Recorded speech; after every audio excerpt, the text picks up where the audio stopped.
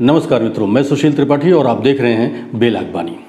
मित्रों, अभी हाल ही में आपने एक न्यूज़ सुना होगा जिसमें यह था कि दुनिया के सबसे बड़े दिग्गजों के ट्विटर अकाउंट हैक हो गए, जिसमें बराक ओबामा, बिल गेट्स जैसे कई बड़े नाम हैं। इन सबके ट्विटर अकाउंट हैक हो गए और हैकरों ने खेल क्या किया इसमें, इनके ट्विटर अकाउंट हैक करके इन्होंने मैसेज भेजा।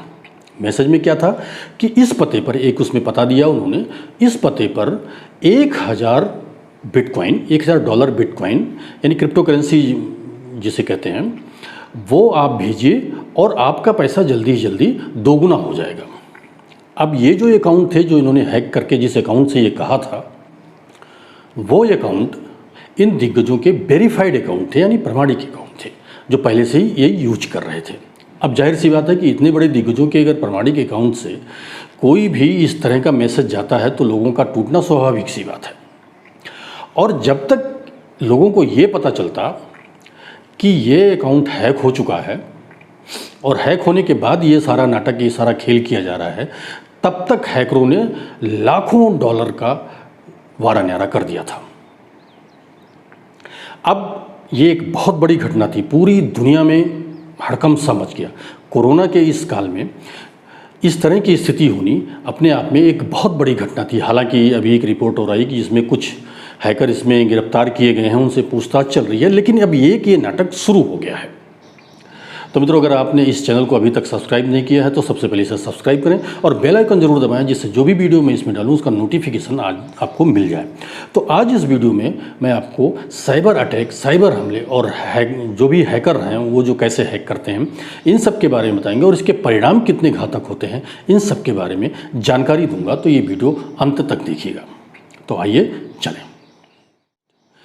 मित्रों, अमेरिकी सेना के पूर्व एडमिरल जेम्स स्टेवर्डिस की एक रिपोर्ट है जिसमें उन्होंने ये दावा किया कि कोरोना काल में, कोरोना के इस दौर में पूरी दुनिया में डिजिटलाइजेशन को लेके एक होड़ सी मच गई है। हर आदमी चाहता है, हर देश ये चाह रहा है कि उसमें हर सब कुछ डिजिटल हो जाए, सब कुछ जो है इंटरनेट के माध्यम से होने लगे।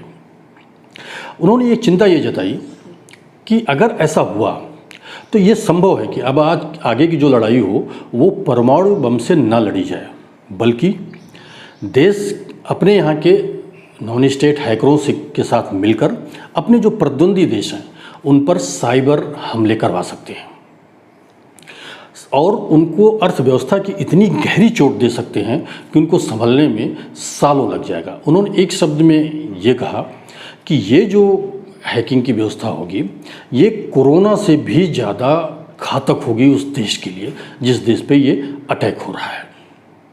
तो मतलब आप अंदाज़ा नहीं लगा सकते कि अगर साइबर अटैक इस तरह होते हैं, साइबर हमले, और आप तो जानते हैं कि पहले भी जो है इजराइल, चीन, उत्तर कोरिया इस तरह के अटैक करते रहे हैं, अपने प्रतिद्वंदियों के लिए इस तरह के अटैक करते रहे हैं। और चाइना तो खैर अब तो बहुत आगे निकल गया है। एक और आशंका जताई जा रही है कि हो सकता है जो चाइना के वुहान में ये वायरस था, ये वायरस जो उनका लैब था चाइना के वुहान में, जिसमें ये वायरस रखा था कोरोना, जिसको आप कोविड-19 कहते हैं, हो सकता है कि उसे हैकरों ने हैक कर लिया और उसका जो रसायन यानी जो केमिकल करैक्टर था उसे चेंज कर दिया और उसे चेंज करने के बाद पूरी दुनिया में फैला दिया। मतलब आप देखिए कि जो हैकर होते हैं वो कैसे कैसे जो है खेल सकते हैं और कैसे पूरी दुनिया को नुकसान पहुंचा सकते हैं। यानी कोई वायरस ऐसा, अब आप देखिए पूरी दुनिया में कितने लोग मर चुके कोरोना से, इसका आप खुद ही अंदाज़ा लगा सकते हैं। मित्रों, एक रिपोर्ट हो रही है जिसमें ये बताया गया कि कोरोना काल में ही साइबर हमले करीब 6 गुना बढ़ गए। यानी इसको ऐसे समझिए कि हर 39 सेकंड में दुनिया में कहीं ना कहीं एक साइबर अटैक हो रहा है, एक साइबर हमला हो रहा है। एक अनुमान है कि अब तक साइबर हमले के जरिए पूरी दुनिया को, यानी वैश्विक अर्थव्यवस्था को 3 लाख करोड़ डॉलर की चपत लग चुकी है और एक अनुमान है कि 2021 तक ये 6 लाख करोड़ डॉलर तक पहुंच जाएगा। पूरी दुनिया में 90 देशों में कोई भी साइबर अटैक से निपटने के लिए कोई भी सुरक्षा या कोई भी इस तरह का तंत्र विकसित नहीं हुआ है। यानी वो अपने यहाँ डिजिटलाइजेशन को बढ़ावा तो दे रहे हैं, लेकिन इससे इसकी सुरक्षा के लिए वो कुछ नहीं कर रहे हैं, वो हाथ पर हाथ रखे बैठे हैं। तो हो सकता है कभी ऐसा भी हो जाए कि ये सारे देश एक बार ऐसा हो जाए, बिल्कुल कि कर्तव्य विमूढ़ की स्थिति में आ जाए कि उनके पास करने के लिए कुछ ना, उनका सारा सिस्टम सब कुछ हैक हो जाए। और ख़तरनाक कितना है, देखिए इतने बड़े दिग्गज हस्तियों का अगर ट्विटर अकाउंट हैक करके और उसमें इस तरह का मैसेज जा सकता है, तो किसी दिन ये भी हो सकता है कि ट्रंप का अकाउंट हैक कर लिया जाए और उस पर कोई ऐसा आदेश दूसरे देशों के लिए कर दिया जाए अटैक से संबंधित या कुछ और चीज़ों से संबंधित, जिसका बहुत बड़ा घातक परिणाम हो जाए। मतलब ये जो साइबर हमले ये कितने खतरनाक हैं, कितने जो है डेंजर हैं कि आप इसका अंदाज़ा नहीं लगा सकते। संयुक्त राष्ट्र ने अपनी एक रिपोर्ट में कहा कि उत्तर कोरिया ने अपने यहाँ हथियार खरीदने के लिए प्रतिद्वंदी देशों पर साइबर हमले करा के 2 लाख करोड़ रुपए जुटाए और ऐसा उसने करीब 35 हमले करवाए ऐसे करके उसने। अब आप सोचिए कि आदमी किस स्तर तक जा सकता है। चाइना, पाकिस्तान चाइना के साथ मिलकर भारत के लिए भी ये मुश्किल खड़ा कर सकता है।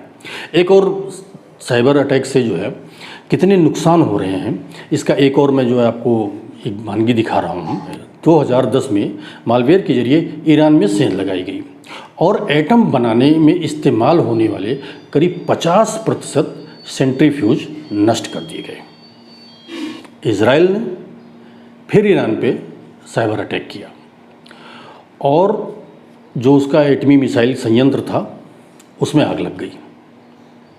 ना कोई आदमी गया, ना कोई फाइटर प्लेन गया, ना कहीं कुछ गया। यहाँ बैठे बैठे उनने पूरा उनका एटमी संयंत्र जितना था वो पूरा नष्ट कर दिया। 2014 में सोनी पिक्चर्स के 70% सिस्टम को ध्वस्त कर दिया गया।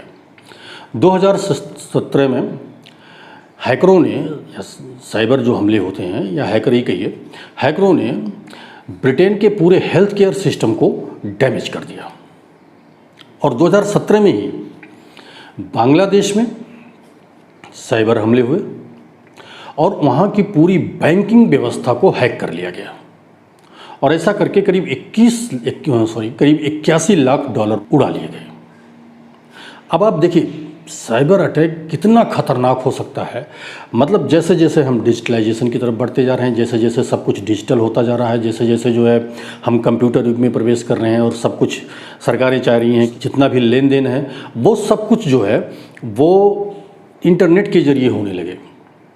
अब एक भारतीय विशेषज्ञ हैं, वो कहते हैं कि भारत में तो जो है साइबर हमलों के लेके कोई कानून ही नहीं है, IT कानून के तहत इसकी व्यवस्था दी गई। यानी कि अभी हम इसके लिए बिल्कुल अवेयर नहीं हैं, इसके लिए एक अलग से व्यवस्था बनानी होगी और जब तक ये व्यवस्था नहीं बनती तब तक आपको इन सब चीज़ों के लिए बहुत ही ज़्यादा जागरूक होना होगा। बहुत सारे लोग क्या करते हैं, मैं आपको बताऊं कि आज के युग में जब से मोबाइल आ गया, सारी चीज़ें, लोगों ने क्या करना शुरू कर दिया कि जो अपने खाते थे, अकाउंट नंबर थे, पासवर्ड थे या जो ज़रूरी दस्तावेज थे वो कंप्यूटर में एक जगह फाइल बना के उसे सेव कर देते हैं या मोबाइल में फाइल बना के कि भूले ना, कोई पासवर्ड है, कोई ये चीज़ है, तो वो सेव कर लेते हैं।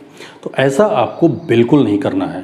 आप लिख के अपने पास रखें वो बात अलग है, कहीं और रखें वो सही है, लेकिन कंप्यूटर या मोबाइल में तो बिल्कुल मत करें, क्योंकि साइबर अटैक करने वाले या साइबर हमले करने वाले या हैकर्स हमेशा इसी ताक में रहते हैं, ज़रा से भी आपसे गलती हो और वो आपका ये सारा जो है दस्तावेज वो सारा उड़ा देंगे, जो भी गोपनीय दस्तावेज है वो सारा उड़ा देंगे। तो सबसे पहले तो आपको प्रिकॉशन लेना है। आपको सबसे पहले करना कि कोई भी अपना पासवर्ड या किसी, तो बार बार आपको बैंक भी बताता है और सभी लोग बताते रहते हैं कि कोई भी इस तरह का दस्तावेज आपको मोबाइल में या अपने कंप्यूटर में नहीं रखना है। अगर आप रख रहे हैं तो उसके बाकायदा डबल पासवर्ड या इससे भी जो कोई सुरक्षा व्यवस्था है उसका इस्तेमाल करके तभी रखें, नहीं तो किसी भी दिन ऐसा हो सकता है कि आपका पूरा अकाउंट खाली हो जाए और आपको पता भी ना चले। तो मित्रों, ये वीडियो आपको कैसा लगा हमें कमेंट बॉक्स में ज़रूर लिखिएगा, और आपको लगता है कि इसमें कुछ भी नॉलेज आपको मिली है तो अपने दोस्तों को भी शेयर करिएगा, ताकि वो भी जो है इससे इस चीज़ को, इन सारी चीज़ों को जान सकें और इससे सावधान हो सकें। धन्यवाद।